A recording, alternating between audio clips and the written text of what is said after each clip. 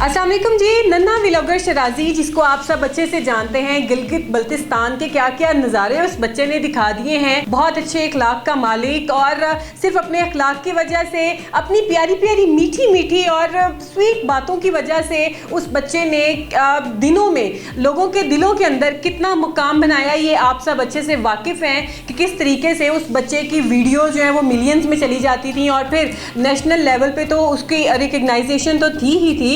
अल्लाह पाक ने उसको इंटरनेशनल लेवल के ऊपर भी फेम दिया और हर तरफ मोहम्मद शेराजी व्लॉगर, मोहम्मद शेराजी के चर्चे होने लगे।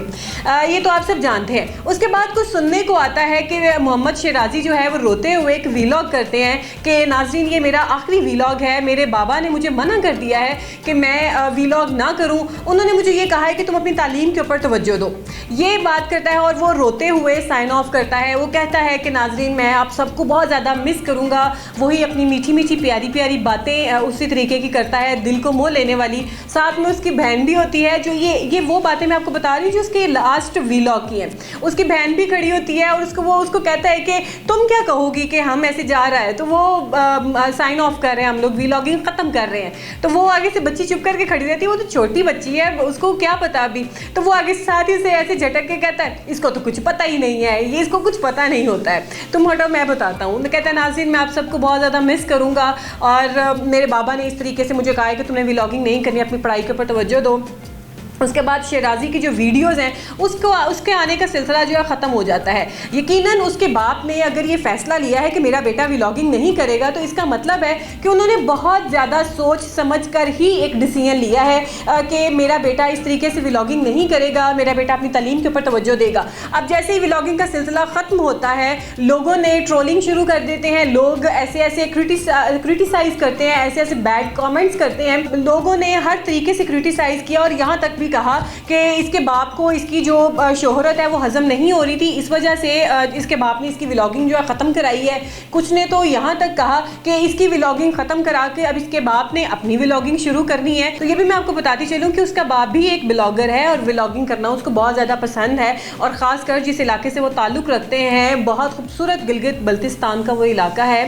वैसे ही देख के उसके नज़ारे इंसान पंजाब में बैठा खुश हो जाता है कि कितना खूबसूरत एक मंजर ये दे रहे हैं, और ऊपर से उनकी प्यारी प्यारी बातें। तो जब लोगों ने उनको ऐसे क्रिटिसाइज़ किया कि इसके बाप ने तो अब खुद व्लॉग करने हैं, और तो नाज़रीन सबसे पहले ये बात रखी जाए कि अगर उसके बाप ने व्लॉगिंग ख़त्म कराई हो तो उसने बहुत सोच समझ कर कराई होगी। आप ये बात एक समझें कि अगर व्लॉगिंग ख़त्म हुई है तो उसके साथ उनकी इनकम भी ख़त्म हुई है, क्योंकि मोहम्मद शेराजी वो पहला व्लॉगर था जो बहुत छोटा था, और उसको अल्लाह पाक ने दिनों ही दिनों में इतनी फेम दे दी कि उसके लिए ये चीज़ें मानी नहीं रखने लगी थी। तो जिस तरीके से उसकी वीडियोस मिलियंस में जाती हैं, जिस तरीके का लोगों का प्यार है उसके साथ, लोग उसके साथ सेल्फी लेने को, उसको मिलने को तरसते हैं, उसकी इनकम भी उसी हिसाब से थी। तो उसके बाप ने व्लॉगिंग बंद करके यकीनन वो अपनी इनकम भी बंद कराई है। और हम लोगों को ये चीज़ भी अंडरस्टैंड करनी चाहिए कि उसके बाप वो पागल तो नहीं है कि वो अपनी जो व्लॉगिंग अपने बेटे की बंद करा के अपनी इनकम भी बंद कराए। यकीनन इसके पीछे बहुत बड़े लॉजिक होंगे, और कल उसके बाप ने आके ब्रीफ किया है कि सबसे पहली बात तो ये थी कि चूँकि मेरा बेटा बहुत ही फेमस व्लॉगर बन गया और लोग उसको दूर दूर से मिलने आते थे, लोग उसके साथ तस्वीरें बनाते थे, उसके साथ बैठने के लिए वक्त मांगते थे। तो मैंने ये महसूस किया कि ये वो नन्हा शेराजी नहीं है जो कुछ अर्सा कबल था। यानी कि शेराजी में एक चेंज आता जा रहा था, और व्लॉगिंग की वजह से, क्योंकि आप जब इन चीज़ों में आगे बढ़ते जाते हैं आपके अंदर ऑटोमेटिकली जो मैच्योरिटी है वो डेवलप हो जाती है। और जो ये शेराजी था ये नन्हा सा बच्चा था, और जिस इलाके से ये ताल्लुक़ रखता है वो बहुत ही नफीस लोग हैं, वहाँ के बहुत शफीक हैं, बहुत मीठा सा बोलते हैं वो। तो शेराजी के अंदर वो कहीं ना कहीं एक बात आ रही थी कि शेराजी अपना वो जो लबो लहजा था या उस तरीके का वो भूल गया था। तो उसके बाप ने कहा कि मेरा बेटा जो है अपनी वो पहचान खोता जा रहा है, इसकी वजह से मैं ये चाहता हूँ कि व्लॉगिंग ना करे। दूसरी जो अहम वजह उसके बाप ने बताई वो तालीम के हवाले से बताई। उसने कहा कि व्लॉगिंग करना कोई खाला जी के घर नहीं होता है, आपको टाइम निकाल के व्लॉग करना पड़ता है, उसके बाद आपने एक सर्टन टाइम पे उसको पोस्ट करना होता है और पोस्ट करके आपने उसको हवा में नहीं छोड़ देना होता है। आपने फिर देखना होता है कि अच्छा मैंने अब ये वाली चीज़ पोस्ट की थी, इसके कितने व्यूज़ आए हैं, इसके कितने लाइक्स आए हैं, लोग कमेंट्स करके क्या कह रहे हैं, ये सारी चीज़ें आपके माइंड में चल रही होती हैं। और वो चीज़ें जो है वो तवज्जो मांगती हैं, जिसकी वजह से उसकी तालीम के ऊपर जो है असर पड़ने लग गया था। उसकी वजह से उसके बाप ने डिसाइड किया कि मेरा बेटा जब तक मैच्योर नहीं हो जाता एक सर्टेन टाइम तक व्लॉगिंग नहीं करेगा।